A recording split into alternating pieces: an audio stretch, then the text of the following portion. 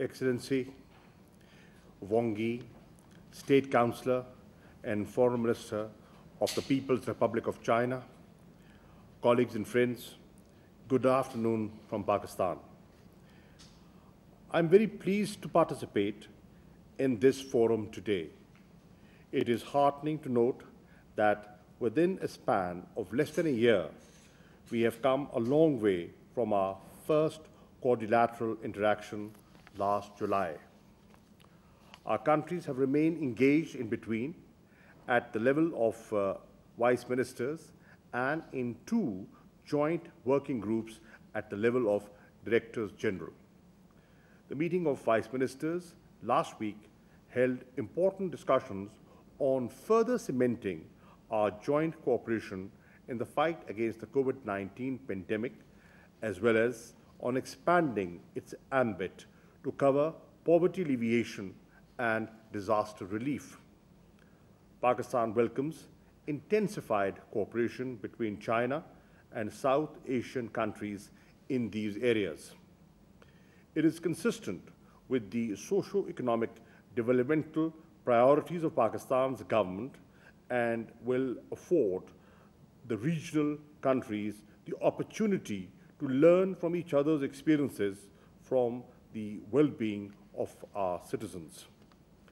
Pakistan, therefore, supports the 3 concrete proposals put forward by China for regional cooperation with the participation of the countries represented here. A China-South Asia Emergency Suppliers Reserve would help all participating countries to better respond to health emergencies and natural disasters in the future. Our countries are vulnerable to climatic changes and natural disasters, which are becoming a frequent phenomenon in our region. The pooling of our resources and expertise will go a long way in timely delivery of assistance to affected areas. A China-South Asia Poverty Alleviation Cooperative Development Center would provide the opportunity to learn from China's remarkable accomplishment in eradicating extreme poverty from the country, and also serve to exchange best practices among all participating nations which have their own successful experiences in this domain. It would help build institutional linkages and people-to-people contacts. Pakistan remains ready to contribute to this initiative by sharing its own policies and interventions for poverty reduction. Through the China-South Asia E-Commerce Cooperation Forum on poverty alleviation in rural areas, we all get to benefit from emulating China's achievements in using e-commerce to directly connect farmers with the agricultural products markets. As agrarian societies with a huge segment of our populations employed in the agriculture sector, we will surely gain significantly in terms of ensuring food security and lifting the living standards of our rural areas. Excellencies, Pakistan and China have been closely collaborating since the outbreak of COVID-19. China has been extending valuable support to countries all across the globe to combat the pandemic. We thank China for the generous assistance provided to Pakistan, including vaccines provided as gifts and on commercial basis. I particularly thank my dear friend and colleague, State Councillor Foreign Minister Wang Yi, for his personal role in helping Pakistan effectively fight the pandemic. We welcome President Xi Jinping's declaration of making COVID-19 vaccine a global public good. We have to ensure equitable and affordable supply of vaccine to everyone, everywhere. We should dispel notions of stigmatization and insinuations on the origin of the virus. We should uphold multilateralism and extend our full support to WHO's science-based work and reject its politicization. Excellencies, Pakistan's people-centered response to COVID-19 has all along been aimed at saving lives, securing livelihoods, and stimulating the economy. The pandemic not only hampered our ongoing economic reforms, it also imposed certain priorities for the future. Pakistan's focus had to tilt towards strengthening our public health and social protection systems. We provided a relief package of around $8 billion, which is 3% of our GDP, to support the poor and to keep the economy afloat. Emergency cash assistance of approximately $1.25 billion was provided through our flagship Ehsaas program to the neediest segments of the population. We managed to provide a social safety net and did reasonably well during the first and second wave of the virus. But the crisis is far from over. Pakistan is now in the midst of a more aggressive third wave.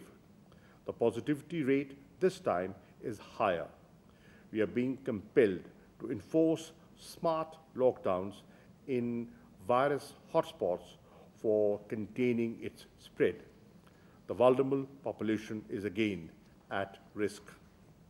We have launched a phased vaccination campaign and are trying to ensure that no one is left behind as we recover from the wide-ranging impacts of the pandemic. Excellencies, we all want to reinvigorate our economies and build back better. We all need more fiscal space and liquidity. But we cannot do this in isolation. Greater international solidarity is required. We need the right mix of national actions, regional collaboration, and multilateral cooperation. South Asia is one of the most densely populated, resource-constrained, and least integrated regions of the world. Our socio-economic development indicators, despite the improvements in recent times, remain on the lower side when compared to our richer neighbors in Asia and beyond. Our public health systems have been stretched to the limit by COVID-19 outbreak, along with unprecedented economic disruption. Cases are again rising in almost all South Asian countries. The vaccination drives are uneven, and the proportion of population that has been inoculated is far lower than in the global north. South Asian countries are in dire need of enhanced regional cooperation to both ward off the pandemic and to lift their people out of poverty. This forum of neighboring countries provides us a platform to do so. If we join hands and our heads, pool our expertise, and rise above political considerations, we can truly forge a partnership that would contribute to regional prosperity. We owe it to our people to seize this unique opportunity. We can collectively take the modest first step, we can collectively take the first modest step of joining hands for enhancing mutual cooperation in improving our response to COVID-19 and preparedness for future health emergencies and natural disasters, as well as for alleviating the scourge of poverty. In the long run, our maritime and land-based connectivity initiatives have the potential to connect us with each other and with the rest of the world. Pakistan's vision, centered around economic security, is now at the core of our developmental paradigm. Our emphasis has shifted from geopolitics to geoeconomics. We want to enhance regional cooperation and integration. We believe that China-Pakistan Economic Corridor, CPEC, and China's Belt and Road Initiative is emerging as the regional hub of trade, connectivity, and economic activity. We are all uniquely placed to benefit from it. Excellencies, in immediate terms, we face the daunting challenge of fully overcoming the coronavirus pandemic, including by vaccinating our populations while maintaining and stimulating economic growth. In the long term, we have the opportunity to model our economies on more resilient and sustainable grounds. We have to think in the best interest of our future generations. It behoves us to join hands for win-win cooperation and outcomes. In conclusion, I once again laud the initiative of China in bringing us together on this forum. Pakistan reaffirms its resolve to further deepen mutual cooperation through this platform of 6 regional neighboring countries in pursuance of our economic developmental goals. We hope that this would be the start of a mutually beneficial and sterling example of South-South cooperation. In addition to contributing to the attainment of sustainable developmental goals by the target the date of 2030. We look forward to further engagement through this forum. Our success lies in mutual cooperation and partnerships. Excellencies, at the end, before I conclude, Pakistan extends its support and sympathy to the people of India as they battle the current wave of COVID-19 pandemic and that has hit our region hard. We have also offered relief support to India. We wish the people of India every relief and early relief and recovery. Together we can, and together we must overcome this challenge. I thank you.